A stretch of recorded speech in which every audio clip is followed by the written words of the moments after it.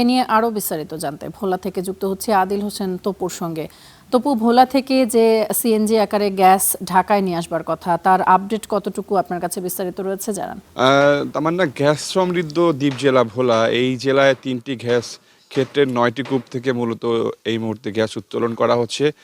প্রতিদিন সুন্দরবন এখান থেকে মূলত সক্ষমতা হচ্ছে ১২২ মিলিয়ন ঘনফুট গ্যাস উত্তোলন করতে পারবে। তবে তারা এই মুহূর্তে উত্তোলন করছে ৭৫ মিলিয়ন ঘনফুট গ্যাস, এবং সেই গ্যাসটি আসলে কম্পোজ করে মূলত ইন্ট্রাগো এটি ঢাকা নিচ্ছে। এটি ইন্ট্রাগো ২০২৩ সালে সরকারের সাথে একটি চুক্তি হয়েছে, এবং সেই অনুযায়ী তারা কিন্তু এই গ্যাস ঢাকাতে নিচ্ছে। যদিও তত্ত্বাবধায়ক সরকারের সময় এটি নিয়ে ভোলাবাসী আপত্তি জানিয়েছিলেন যে ভোলার গ্যাস ভোলার মানুষকে দিয়ে তারপরে নেওয়ার জন্য তারা দাবি জানিয়েছিলেন।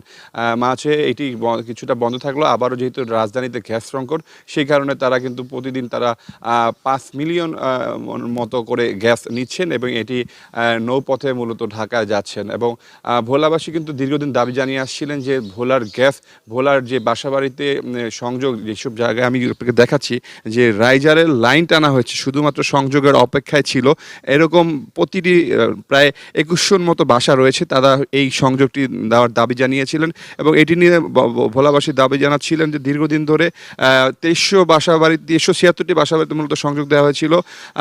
বিদ্যুৎ প্ল্যান্ট হয়েছে এখানে ৩টি বিদ্যুৎ প্ল্যান্ট, এবং কিছু ইন্ডাস্ট্রিতে মূলত গ্যাস সংযোগ দেওয়া হয়েছিল। তবে ২১০০ মতো বাসাবাড়িতে কিন্তু রাইজারা লাইন টানা হয়েছে, কিন্তু তারা সংযোগ এখন পর্যন্ত না পাওয়ার কারণে তারা কিন্তু একরকম ক্ষুব্ধ অবস্থায় রয়েছেন। অনেকে বাসা করেছে, সংযোগ নিচ্ছে, কিন্তু বাসা ভাড়া দিতে পারছে না বলে জানিয়েছেন। আমি একটু একজন স্থানীয়দের সাথে কথা বলতে চাই। আপনারা কবে এই রাইজারের লাইন টেনেছেন এবং এখন কি অবস্থায় আছেন? জি, ধন্যবাদ আপনাকে। আমরা ২০১৯ সালে এই টাকা জমা দিয়েছি। আপনি আমাদের বাড়িতে দেখলেন ৭টা বিল্ডিং রয়েছে এখানে, আমাদের ৭/৭টা বিল্ডিং। তা আমরা ২০১৯ সালে টাকা জমা দিয়েছি, আর আজকে ২০২৬ সাল এই পর্যন্ত আমরা লাইন পাইনি। মাত্র ২ ঘরে ২ ভাই লাইন নিয়েছে। আমরা মনে করছি যে পর্যায়ক্রমে আমাদেরকেও দিবে। আমরা টাকা জমা দিয়েছি আজকে ৭ বছর হয়ে গেল, কিন্তু আমাদের এখন টাকা রিটার্ন দিয়ে দিচ্ছে। তা আমাদের সবচেয়ে বড় কষ্টের ব্যাপার হচ্ছে, আমরা ভোলাবাসী আমাদের স্থানীয় গ্যাস আমরা পাচ্ছি না, অথচ আমাদের চোখের সামনে দিয়ে আপনার রেগুলার ৫০-৬০টি গাড়ি বা তার চেয়ে বেশি গাড়ি ভরে ভরে গ্যাস এখান থেকে নিয়ে যাচ্ছে। এটা আমাদের জন্য অত্যন্ত দুঃখজনক, কষ্টের বিষয়।